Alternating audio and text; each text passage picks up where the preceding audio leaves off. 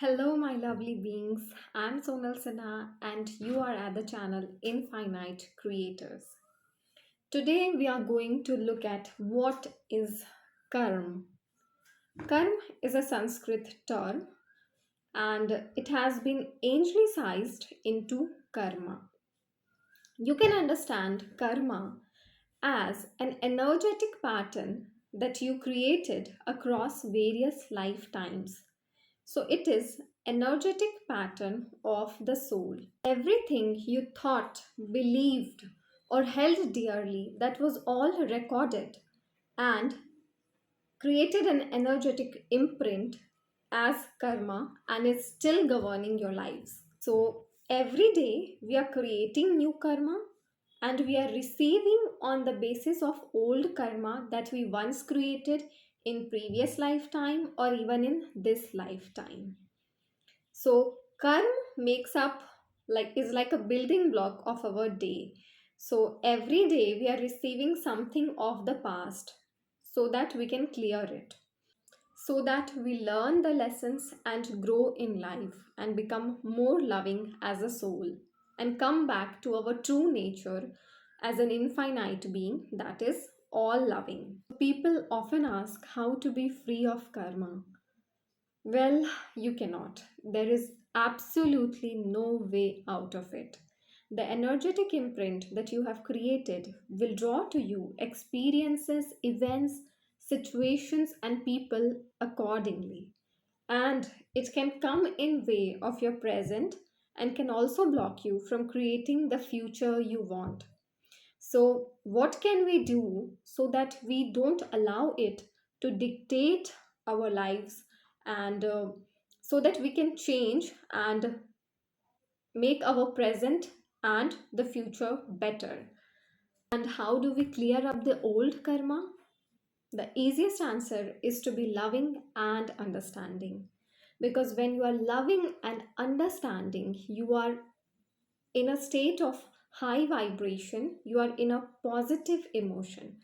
And when you are loving and understanding, you can understand the impact of your action, the impact of your speech on other people. So you are naturally a more conscious person in comparison to others when you are like that. So if you are loving and understanding, the impact of karma upon you will reduce to a significant extent. Yes, the old karma will come back to you, but its impact will decrease because you are ready and willing to change.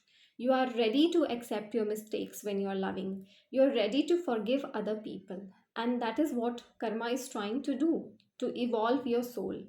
And when you are loving, you are forgiving, you are already evolving your soul. So, by being loving and understanding, caring and empathetic, we can decrease the impact of karma. Now, being loving is not something that you can actively do, that I have to be loving. That's not the way it happens. When the walls of ego, the illusions that we are carrying, when that sheds away, we naturally become loving because we are made out of fabric of love. We are all infinite beings here in this temporary world. This is a temporary reality. When you really understand that, when you know that, it's not also something to understand, it is just a knowing. When you know that this is a temporary reality and you are an infinite being, when that realization happens, when you know that from your inner self, when you know that, then you are naturally loving. It's not something you actively do or try to do. It happens by itself organically. You don't have to try. When the ego world or when the ego uh, goes away, then we become naturally loving. And when we are like that, the impact of karma on us is significantly lowered, and the new karma that we'll be generating at that time would be positive only because we are in a loving state of emotion. Yes, we still might make mistakes because we are growing in life and we still can make mistakes. But yes, those mistakes will not be as bad as that you can make when you are in your own confines of ego. So yes, loving, being loving and understanding is what will reduce the impact of karma upon you. And the society has labeled those who feel for others as weak. Sensitive people have been labeled as weak. But if you are a sensitive being, let me tell you that you are the strongest. You are the bravest, actually. Society will call you weak, but the reality is that those who can feel for others, those who can feel others' pain, those who can understand, those who can sense other person's feelings, they are actually the strongest people on earth. Sensitivity is a superpower.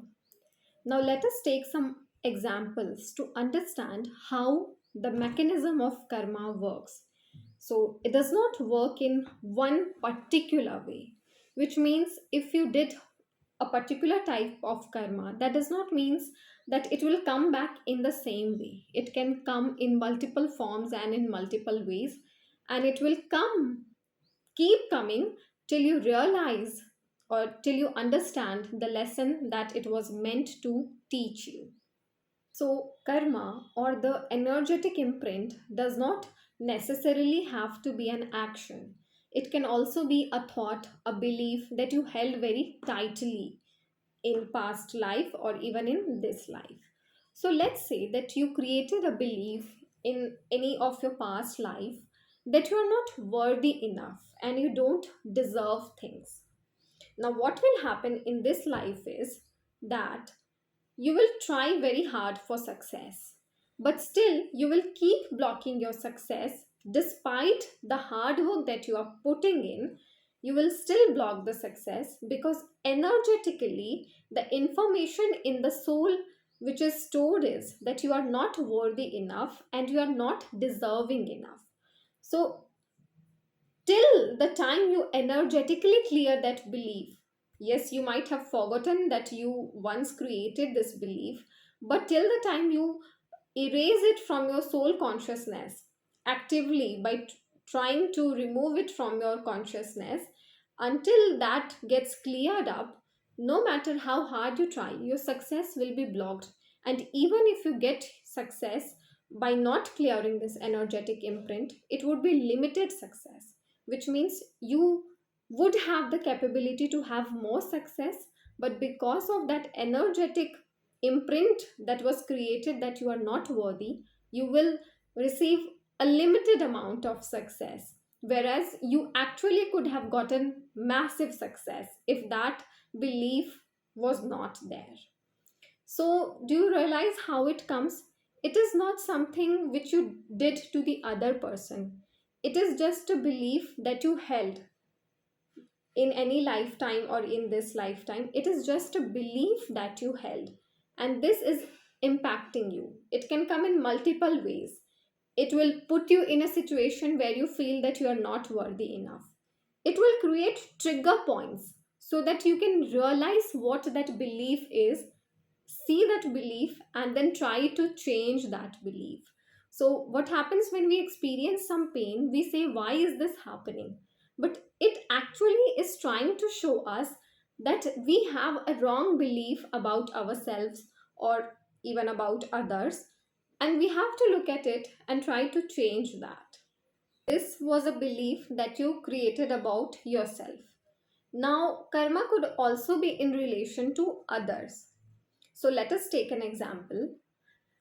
Let's say there's a person who misused someone's kindness, and it was their nature to do that, which means that they have hurted many people and they have taken advantage of their kindness for their own gains.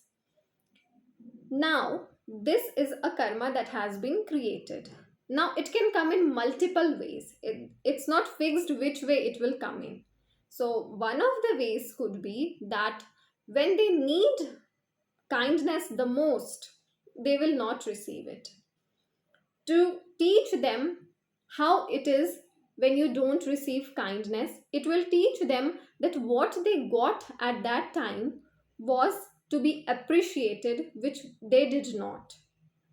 or it could come in another form also, like they would be taken advantage of, somebody would misuse their kindness, maybe someone from own family would not respect what they have done for them, or would in any way use them.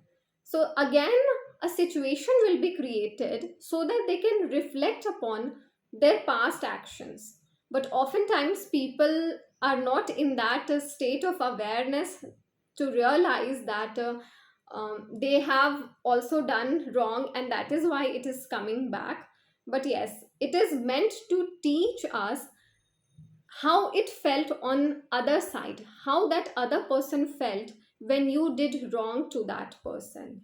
So in these types of ways, in multiple ways it can come, and it is for us to clear it up. It can be a belief about our own self, it could be an act that we did to others, but underlying of all karma is some kind of a belief or a thinking that we did not understood the other person, or we did not understood our own selves properly, like that. So what do we learn from all this? It is that we are love ourselves. We are infinite beings here in the kingdom of God, and this earth is a temporary reality. And when we understand this, we will become automatically loving in nature. And this love would not be the kind of love that wants to possess. This is the love for all beings, and it is infinite, unconditional, and it understands the other person, and it does not try to possess the other person. This kind of love will free us, and we will return back to our true nature, which we are as infinite beings. Past karma will still come to us, but if we receive that with grace and love, knowing that it was something which we created in our unconsciousness when we were not that aware, we will accept our mistakes, we will forgive our own selves, and we will forgive other people also. And this way we will free our soul, because what happens is people are burdening their soul by carrying grudges for other person, by not accepting their mistakes when required. This way people are burdening their souls, which is burdening them with more karma which they would have to clear up later. So it's better that we understand it now and complete the task in this lifetime, because if we don't understand it, we would have to keep returning back to this earth again to learn the same lessons. And who knows, we will understand it then also or not. So we should try to understand it that we are infinite beings here in the kingdom of God. At least know that this realization will happen when you treat the other person as yourself.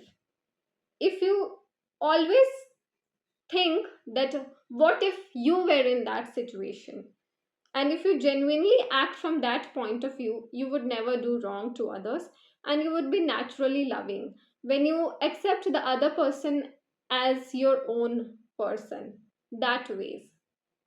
So this is what karma is, and we'll be talking more about it in future videos.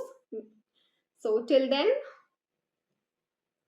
reflect upon it what we have learned in this video, and after this, keep your mobile phone away and think of all the mistakes that you have realized.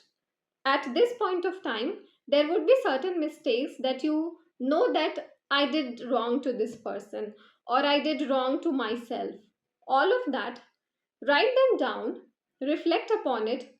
If possible, seek forgiveness from them, and if not possible to seek forgiveness, accept your mistakes and surrender it to the God you believe in. Like, close your eyes and say that I seek forgiveness from this person. God, I made a mistake. Like that, surrender your mistakes to God, and then move forward. And if you keep moving this way, your life would be very peaceful, would be very loving, and you'd be happy and peaceful. Thank you.